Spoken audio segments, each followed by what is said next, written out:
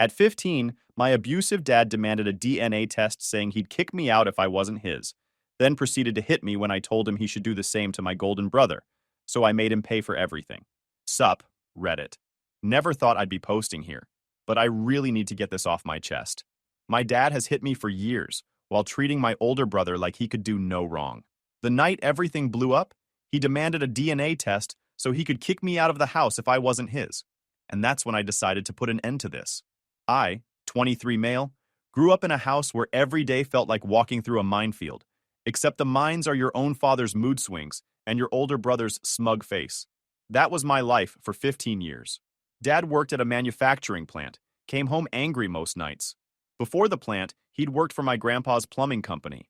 That blew up after some fight he never talked about, and Grandpa sold the business to his partner instead of leaving it to him. You could tell within 30 seconds whether it was going to be a screaming night or a hitting night. Sometimes both. My brother Justin was 3 years older, built like Dad, looked like Dad, acted like Dad. Golden Child doesn't even begin to cover it. This dude could mess up a simple task, and Dad would spin it positive. I could ace a test and get lectured about not helping enough around the house. Dad ran everything like a dictatorship. Mom couldn't buy groceries without showing receipts. Justin and I got allowances, except his was triple mine because he was more responsible. The responsible one who crashed Dad's truck twice. Mom was the enabler type, not protective. More like the kind who'd watch Dad scream in your face and later tell you not to make him angry. She loved the lifestyle Dad provided. As long as those bills got paid, she didn't care what Dad did to manage his stress. And his favorite stress ball was me. The hitting started when I was 8. Nothing that left visible marks at first. A shove, a smack, grabbing my arm hard enough to bruise. By 12, it escalated. Bad grades? Slap. Forgot a chore? Shove into a wall. Justin thought it was hilarious. He'd instigate things just to watch me get blamed, like the time he broke Mom's expensive vase and convinced Dad it was me. I was 14. Dad backhanded me so hard I saw stars, then made me pay for the replacement out of my allowance. Took me 6 months. School was my only escape. Swim team, debate club, volunteer work. Anything to delay going home. My grades were solid because education was my ticket out. The summer I turned 15, I started working at a hardware store. Saved every penny in a bank account Dad didn't know about. My friend's older brother helped me set it up. Told me to keep the statements at his place. That's when everything went nuclear. It was a Tuesday night in October. Justin had just gotten fired from his 3rd job that year, and Dad was in a foul mood. I'd stayed late for a debate tournament and came home around 7 to find Dad and Mom already arguing about bills. Justin was in the living room pretending to look at job listings, but really just scrolling social media. "You're irresponsible," Dad was saying. "I work 60 hours a week, and your son can't hold down a part-time job at a gas station." "He's your son, too," Mom shot back. I walked past them, dropped my backpack. Justin looked up and smirked. "Well, well, the overachiever returns. How was Nerd Club? Debate team? It was fine. Right. Very impressive. Really setting yourself up for success there." I headed for the stairs. "Hey, I'm talking to you." Justin stood up. "You know what your problem is? You think you're better than everyone. Mr. Perfect with his grades? Meanwhile, you're still a loser. At least I can hold down a job." His face darkened. "Watch your mouth." "Or what? You gonna tell Dad? I'm sure he'd love to hear how you got fired for showing up intoxicated." Again. That's when Dad stormed in. "What's going on?" Justin didn't miss a beat. "Just telling our little loser here that he should be more grateful. You work your butt off and he acts like he's too good for us." "I don't act like anything," I said. "He thinks he's special," Justin continued. "Thinks because he gets good grades he's gonna be somebody." "At least I'll have a job," I shot back. "You little—" Justin stepped toward me. "That's enough," Dad said, looking at me. "You think you're better than your brother?" "I think I show up and do what I'm supposed to do." "And what's that supposed to mean?" "It means I'm not the one who got fired today." Justin's face went red. "You know what? Screw this. At least I don't act like I'm God's gift to the family. Neither do I. I just do my job." "Your job?" Dad's voice had that edge now, the one that meant things were about to get bad. "Your job is to respect this family. Respect me and your brother. And you can't even do that. I respect people who earn it." The second those words left my mouth, I knew I'd crossed a line. Dad's face went from red to purple in about half a second. "You little punk," he said quietly. 15 years I've put up with your attitude. 15 years of you acting like you're better than everyone in this house. Maybe if you treated me like an actual son instead of a punching bag, I never laid a hand on you that you didn't deserve. Yeah? What did I do to deserve it when I was 8? Dad stepped closer. You had a mouth on you then, too. I asked why you were always so angry. That's what got me hit. Mom appeared in the doorway. Everyone needs to calm down. Stay out of this, Dad snapped, not even looking at her. He was focused entirely on me now, eyes narrowed. You know what the problem is? You've never felt like mine. Not once. Not in 15 years. The room went quiet. What's that supposed to mean? I asked. Dad didn't answer me. He turned to Mom instead. How the heck did we end up with this kid? Mom's face went pale. What kind of question is that? A legitimate one, because I've been thinking about it for years. Justin is exactly like me. Same looks, same everything. But this one? He gestured at me like I was a stray dog someone had dumped on his porch. This one is nothing like me. Kids can be different, Mom started. Different is one thing. This is something else. Dad's voice was rising now. I look at Justin and I see myself. I look at him and I don't know what I see, but it's not me. Justin was watching this with barely concealed excitement. Dad's got a point. You really don't look like either of them. Shut up, Justin, I said. No, let him talk, Dad said. Because your brother is right. You're an anomaly. Always have been. Mom's hands were shaking. This is ridiculous. He's your son. Is he? Dad turned on her, and I watched her flinch. Because I'm starting to wonder. I'm starting to wonder if this kid could ever be mine. The accusation hung in the air like smoke.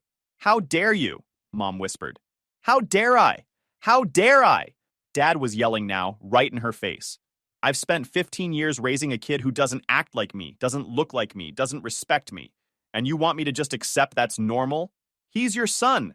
Then why doesn't it feel like it? Dad's voice cracked.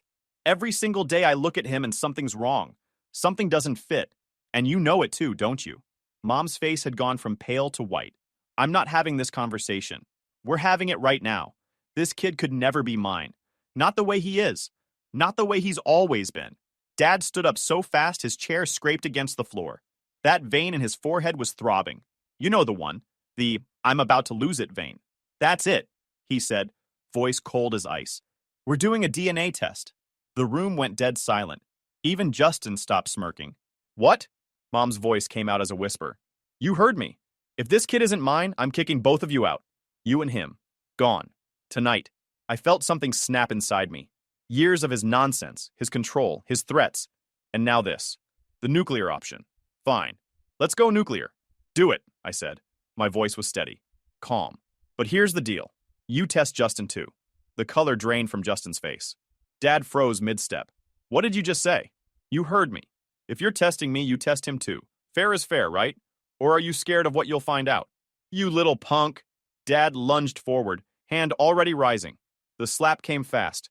Open palm, right across my face. The sound echoed in the room like a gunshot. My head snapped to the side, cheek instantly burning. I could taste blood where I'd bit my tongue. Don't you ever... Dad started. I pushed him, hard, both hands on his chest, caught him off guard. He stumbled back a step, eyes going wide with shock and rage. I'm done, I said. My voice didn't shake, didn't waver. You want to hit me? That's assault. Congratulations, old man. Hope it was worth it. I could already feel my cheeks swelling. Probably gonna bruise. Good. Evidence. You put your hands on me? Dad moved forward again. And there's witnesses, I cut him off. Mom saw it.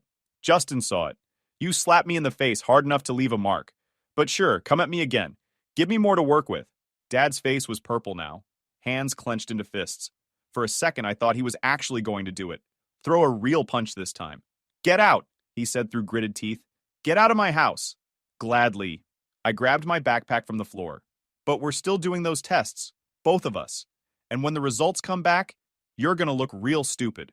When yours comes back negative, when Justin's comes back negative, I said, I want you to remember this moment.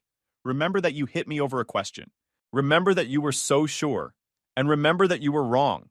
Mine won't come back negative, Justin said. But his voice cracked. Then you've got nothing to worry about, golden boy. Get out, Dad roared. I walked to the door. Didn't run. Didn't hurry. Just walked like I had all the time in the world. Where are you going? Mom finally found her voice. She looked scared. Good. She should be. Away from here. Don't call me. Don't text me. Don't pretend you care now. You can't just leave. Watch me. I stepped outside into the October night. The cold air hit my burning cheek like a slap of its own. Behind me, I could hear Dad screaming at Mom, Justin yelling something about how this was my fault. The usual symphony of dysfunction. I walked 6 blocks to Matt's house, my face throbbing with every step. By the time I got there, I could barely see out of my left eye. It was swelling that bad. Matt's parents took one look at me and went from concerned to angry in about 2 seconds flat. His mom got ice. His dad started talking about police reports and lawyers. I told them everything. The years of control. The physical stuff. Tonight's slap in front of witnesses. The DNA test threats. All of it. "You're staying here," Matt's mom said. Not a question. A statement. "Thanks," I said. The ice felt good against my face. That night, lying on Matt's couch with a bag of frozen peas on my cheek, I made the call. Child Services answered on the 3rd ring. I gave them everything. Dates, incidents, tonight's assault, witnesses, the whole history. "We'll send someone for a home visit within 48 hours, the woman said. "And given the physical injury you're describing, we're going to expedite this." "Good," I said. I hung up and stared at the ceiling. My face hurt like crazy, but for the first time in years, I felt free, like I'd finally fought back, finally said no, finally walked away from the people who were supposed to love me, but only knew how to destroy. Whatever happened with those DNA tests, whatever Child Services found, whatever came next, I'd already won, because I got out, and I wasn't going back. 3 days later, Dad showed up at Matt's house. It was evening, and I was upstairs doing homework when I heard raised voices. Came down to find Dad on the front porch, clearly intoxicated, demanding to see me. "He's not going anywhere with you," Steve, Matt's dad, was saying. "That's my son. You can't keep him from me." "Your son who you threatened to throw out? That son? This is none of your business." "You're intoxicated on my porch making threats. It's my business now." I came to the door. "What do you want?" Dad's eyes focused on me. "You need to come home. We need to talk about this DNA thing." "We already talked. You test both of us or nothing. Justin doesn't need to be tested.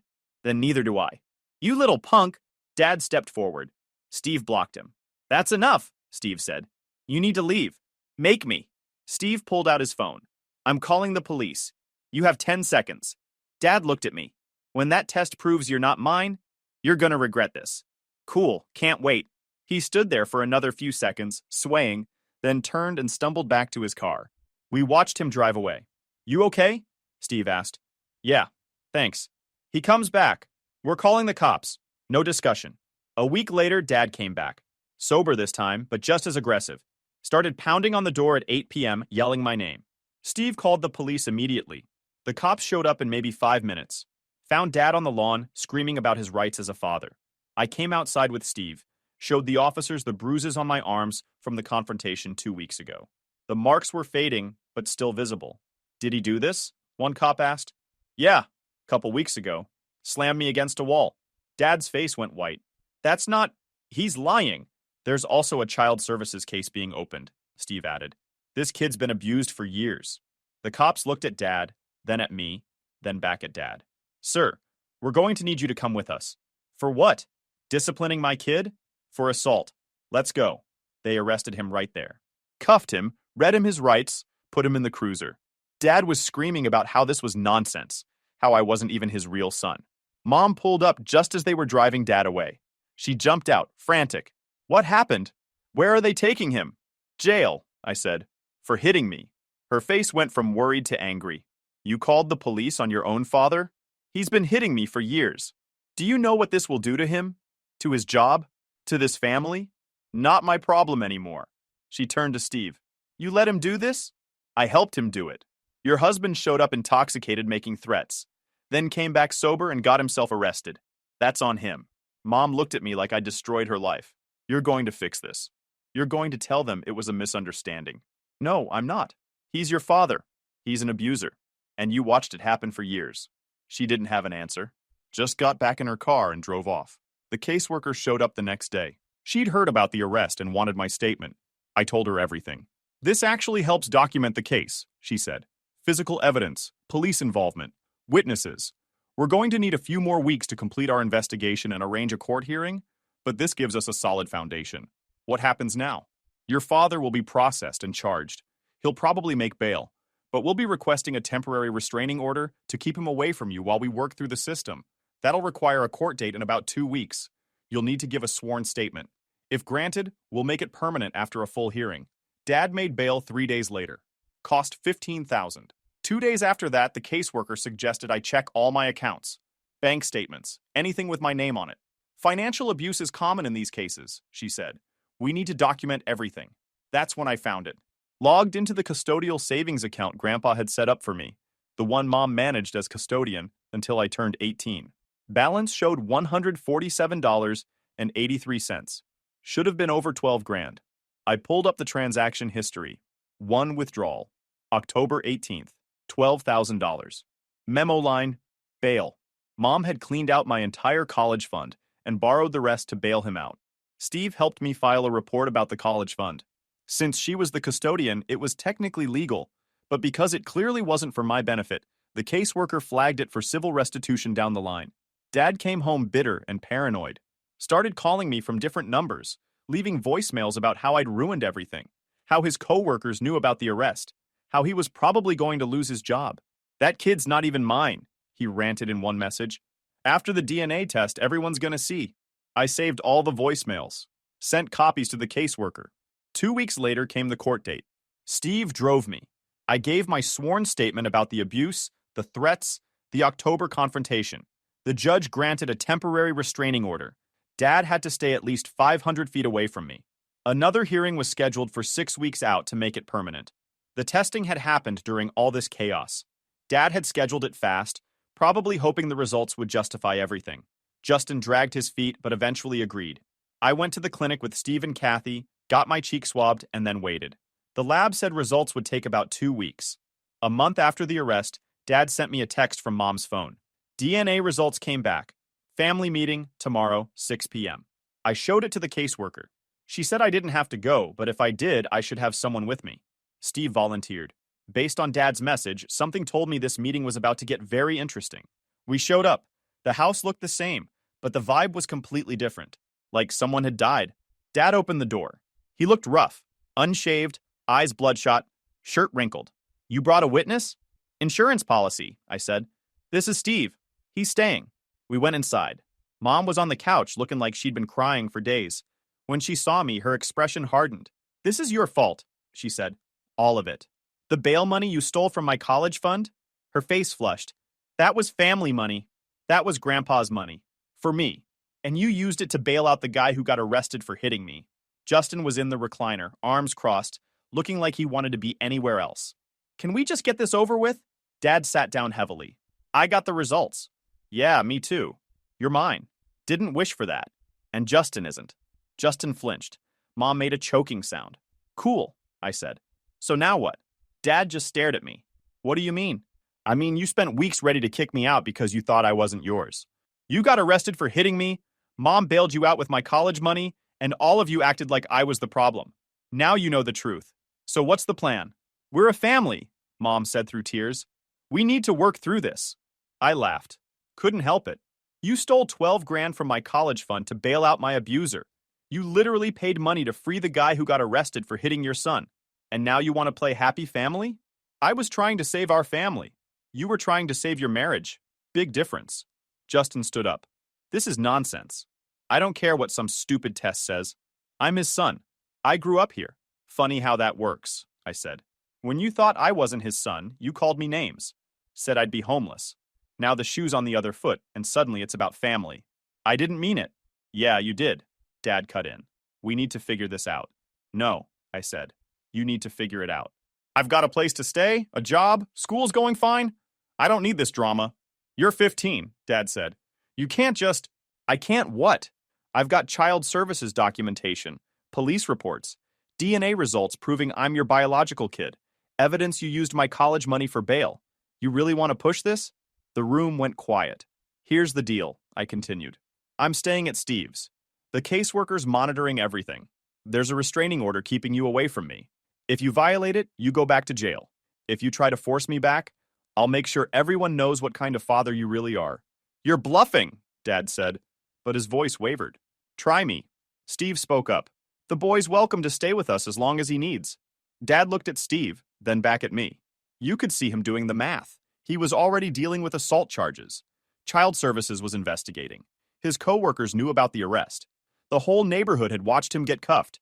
And now everyone would know he'd been abusing his only biological son while raising another man's kid like royalty. Fine, Dad said finally.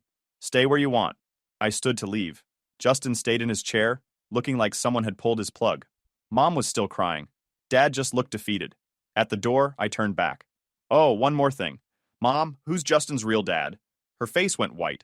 It doesn't matter. But he was some guy I knew from work. It was a mistake. What was his name? She hesitated. Victor. He died in a car accident 9 years ago. Justin looked like he'd been punched. You knew this whole time? I suspected, but I wasn't sure until now. Good grief, Justin muttered. And you spent all that money bailing him out? Money that wasn't even yours? I was trying to keep this family together by stealing from him? The one kid who actually is Dad's son? Don't you dare judge me. Why not? You judged him for 15 years.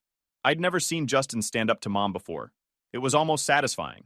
Dad finally spoke, his voice cold. Get out, both of you. Both? Justin said. I live here. Not anymore. You're not my kid. You're some dead guy's kid. I'm not paying your way anymore. The room went nuclear quiet. Where am I supposed to go? Justin asked. Figure it out. You're 18. Not my problem. Mom stood up. You can't just throw him out. Watch me. I spent 18 years raising another man's kid while my actual son got treated like garbage. I'm done. If he goes, I go, Mom said. Fine, both of you. Out. I left them to their family apocalypse. Steve drove me back to his house. We didn't talk much. That night, Mom called me 14 times. I didn't answer.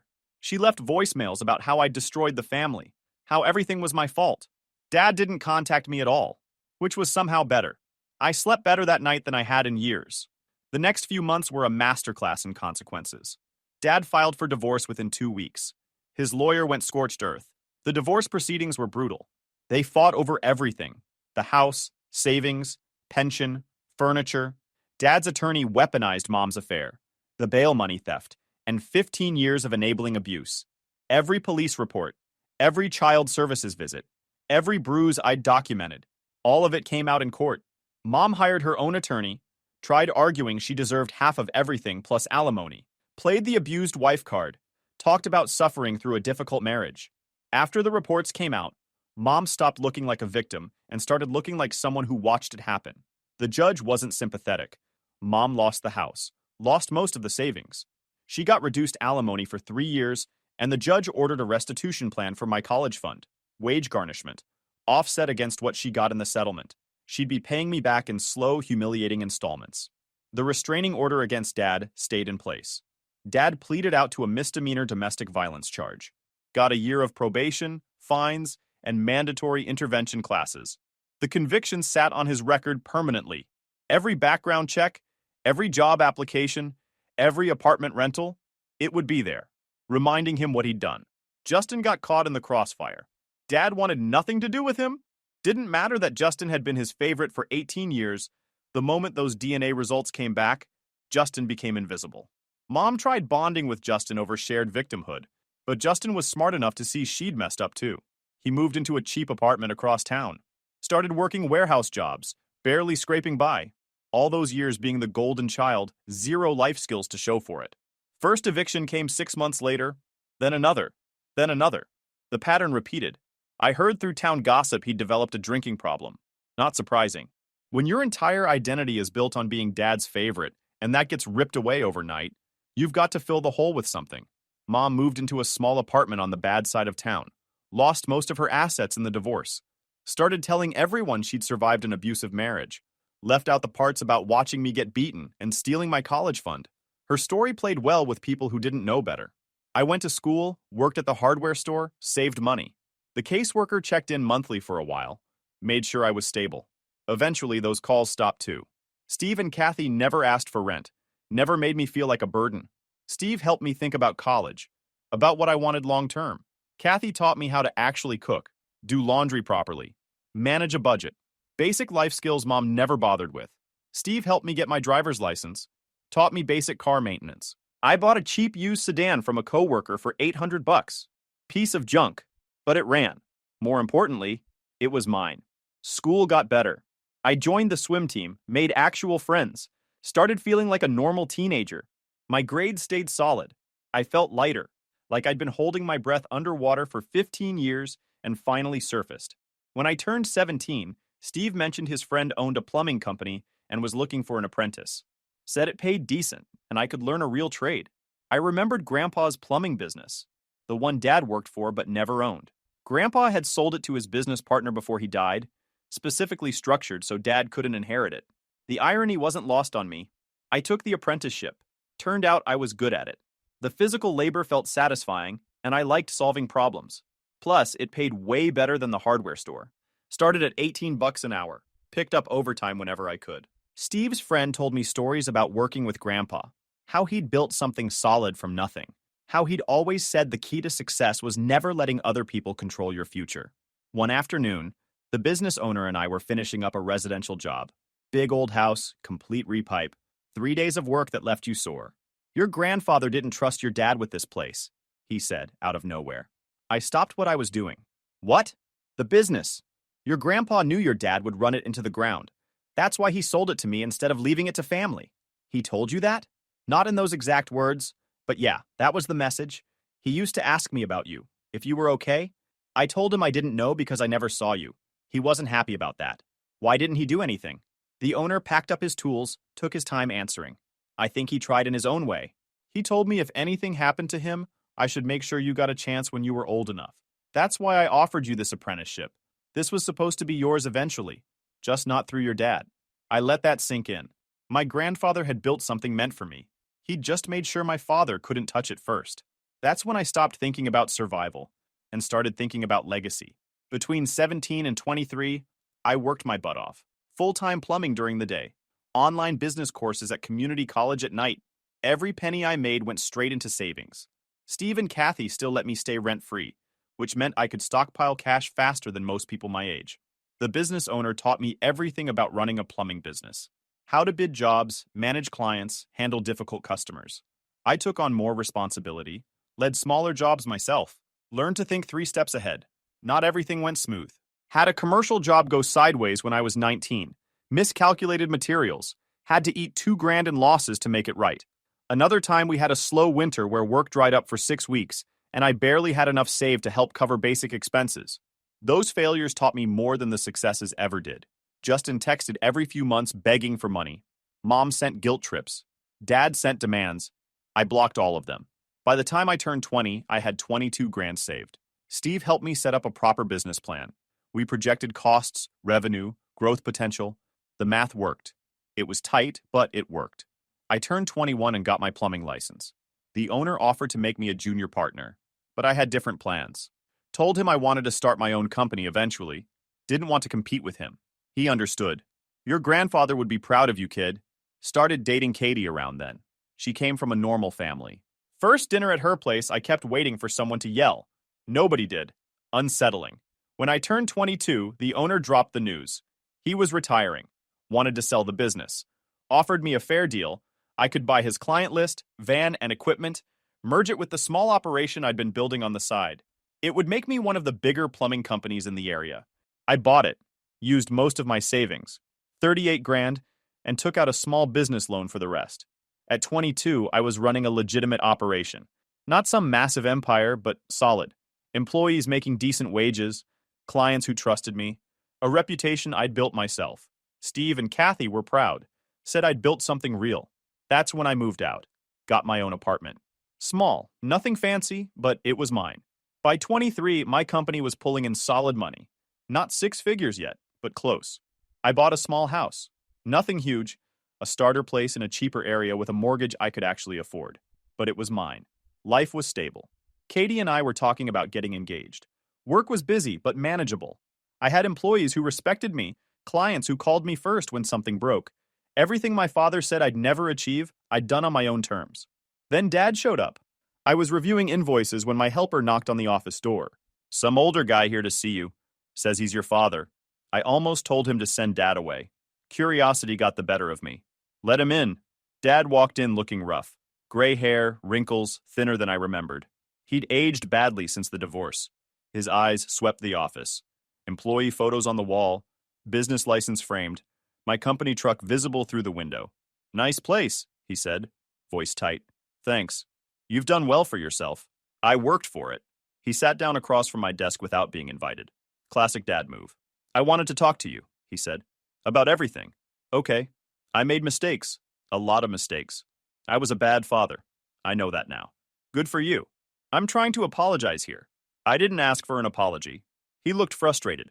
What do you want from me then? Nothing. I don't want anything from you. I'm your father. Biologically, sure. But that's about it. You spent 15 years treating me like garbage. Hit me, insulted me, threatened to kick me out, got arrested for it. The only reason you care now is because Justin turned out not to be yours. That's not true. Yes, it is. If those results had been reversed, I'd be homeless, and you'd still be treating Justin like a prince. Dad's face reddened, old anger surfacing. I provided for you. Roof over your head, food, clothes. That's the legal minimum. You want a medal for not committing criminal neglect? I'm here trying to make amends. You're here because your life sucks, and you think I owe you something, which I don't. Silence stretched between us. My record makes everything hard, Dad said finally. Can't get decent work. Can't rent anywhere good. I need $5,000, just to get back on my feet. Or you could co-sign an apartment lease. I leaned back in my chair, let the moment breathe, watched hope flicker across his face. No, the hope died. I'm asking for one chance. And I'm saying no. You had 18 years to be a father. You chose violence instead. That's on you. You're going to regret this. No, I'm not. You're going to regret it. You abused your only biological son and raised another man's kid like royalty. Mom stole from me to save you. Now you're broke, she's broke, and I'm the only one who came out ahead. That's not my fault. That's yours. When you have kids someday, I'll understand not to hit them. I'll understand not to play favorites. You taught me exactly what not to do. Dad looked like he wanted to say more. He didn't. Just stood up and walked out. About an hour later, Mom called. I let it go to voicemail. She left a long message about how I was abandoning my family, how I was cruel and heartless, how she'd sacrificed everything for me. Deleted it. That evening, Steve came by my house. He'd heard about Dad's visit. Small community, word travels. You okay? Steve asked over beers on my back porch. Yeah, I'm good. No guilt? None. Is that bad? No, you set boundaries. That's healthy. We sat in comfortable silence. 3 days later, Justin showed up at my office. I was finishing paperwork when my helper knocked. Your brother's here. Justin walked in looking worse than Dad had. Thinner, older, desperate. His hands were shaking. I need $15,000, he said without sitting down. For what? Bail. I got into a fight last week. Guys pressing charges, assault and battery. If I can't post bail before my arraignment, I'm going to jail. Real jail, not just county. That sucks. I'm serious. I've got a court date in 2 days. If I can't pay, I'm in trouble. Sounds like you made some bad choices. I was drinking. He was talking trash. It just happened. And now you want me to fix it. You're the only person I can ask. Dad won't help. Mom's broke. I've got nobody else. I leaned back in my chair, looked at him. Really looked at him. This was the golden child who'd gotten everything handed to him. Now he was standing in my office, begging. No, I said. Come on, man. I said no. I'll pay you back. I swear I'll... You won't. Because you've never paid for anything in your life. And I'm not starting your tab now. His face went red. We're brothers. We're half-brothers at best. And you never treated me like family when it mattered. Why should I start now? Because I'm asking for help. You mean you're begging? There's a difference. You're really going to let me go to jail?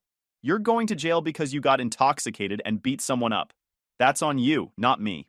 He stood there, breathing hard, looking like he wanted to punch me. Then his shoulders sagged. You're just like Dad, he said quietly. Cold, vindictive. Maybe. Difference is, I earned my cold. You made me this way. He left without another word. 2 days later, I heard through town gossip he couldn't make bail.